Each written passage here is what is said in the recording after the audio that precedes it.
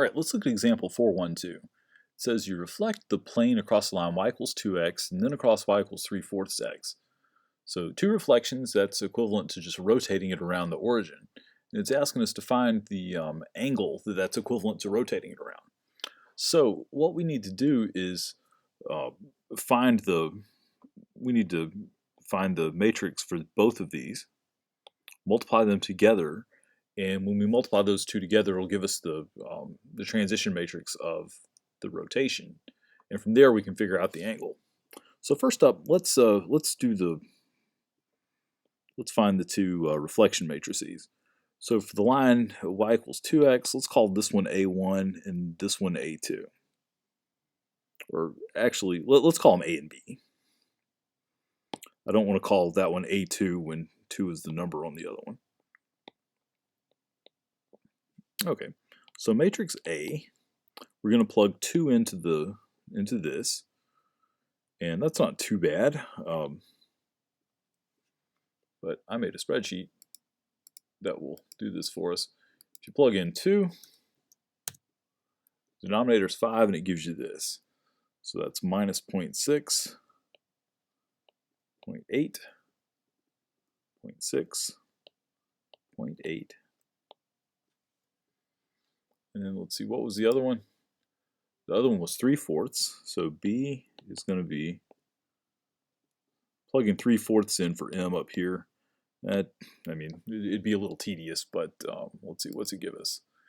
Plug in 3/4. Oops. Gives us this. So 0.28, 0.96, 0.96, and 0.28, but negative. And while I'm at it, I think I miscopied the other one. I did miscopy the other matrix. The 0.6s are on the corners, and the 0.8s are on the corners.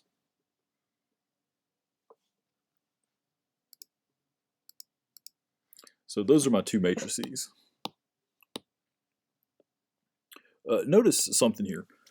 These are both reflection matrices. In reflection matrices, these two numbers always are the same. And these two numbers are always the same, but with opposite sign.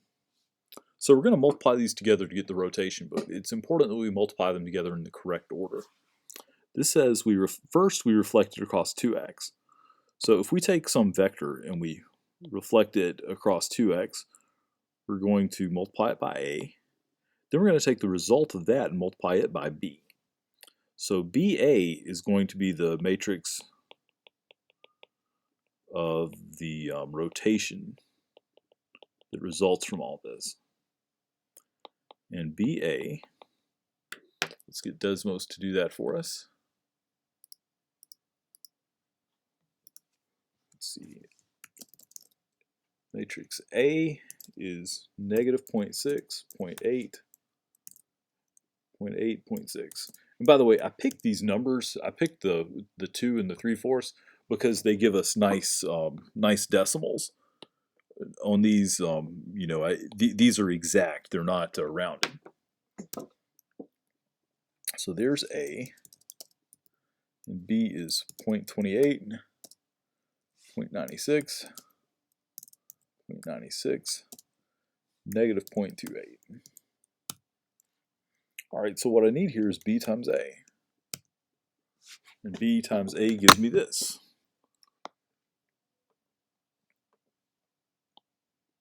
Oops.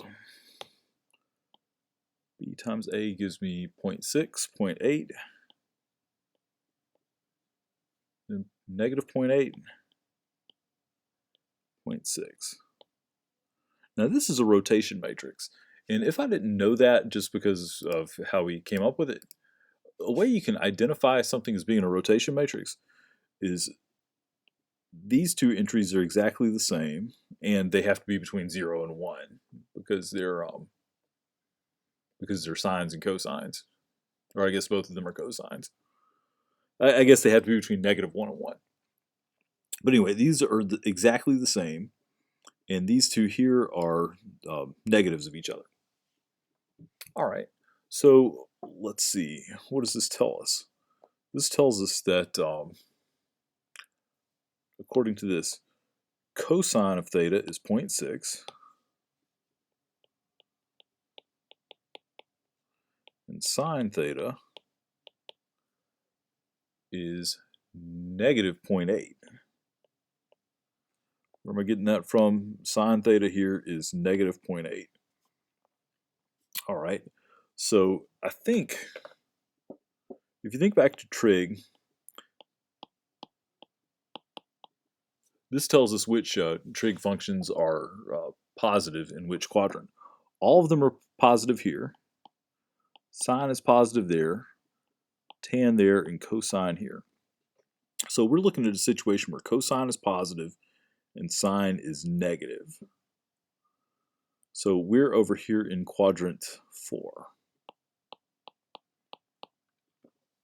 All right, so what I'm going to do, I'm going to take the arcsine of 0.8.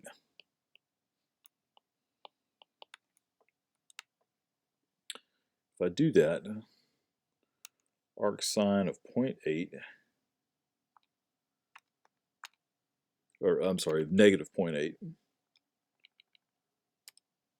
My calculator gives me negative 53 point something degrees.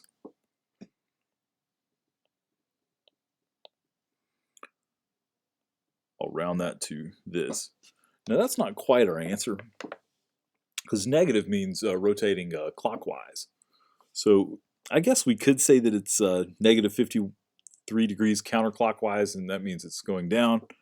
But honestly, the easier way to do that is just to say that's 360 minus that.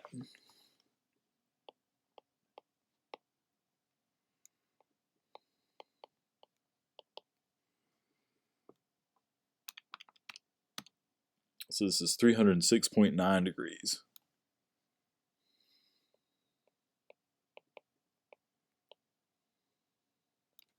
So that's rotating counterclockwise 306.9 degrees, and that'll give us this.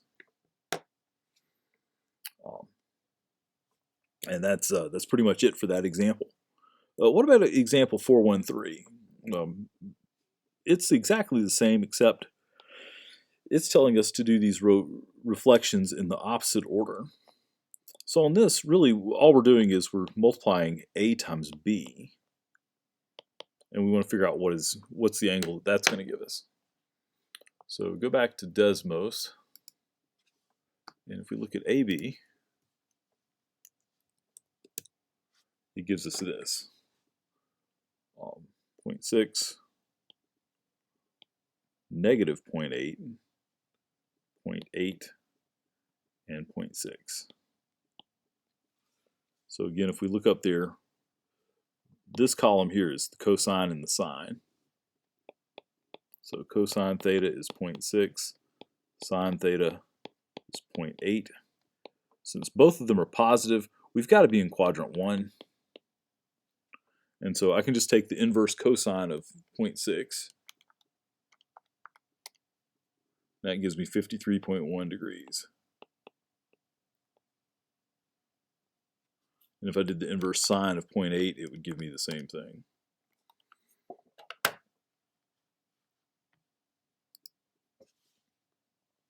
All right. So the order in which we do this matters. Unfortunately, the visualizer that I've showed you before won't let you do more than one matrix. But I do want to show you on here. We're going to do. I'm going to take this out.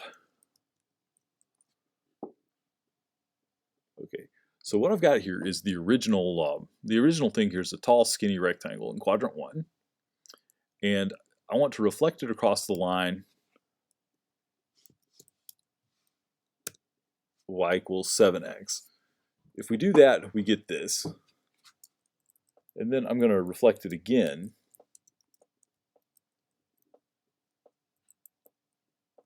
across the line, another line. Notice right here, this is reflecting it across the same line again, and it's giving us the original rectangle. That's why there's a black rectangle on top of the original red one. If I change this to, what was it, 3/4, it gives us that. So that, let me change the color of this.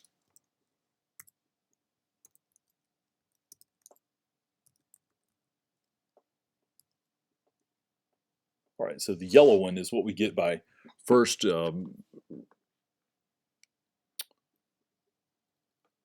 we get the yellow one by doing the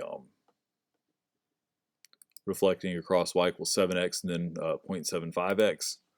If I change this, do 0.75x first, and then do 7x,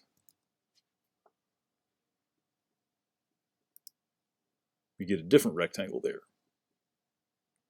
So anyway, the order does matter, but in both cases we get a rotation.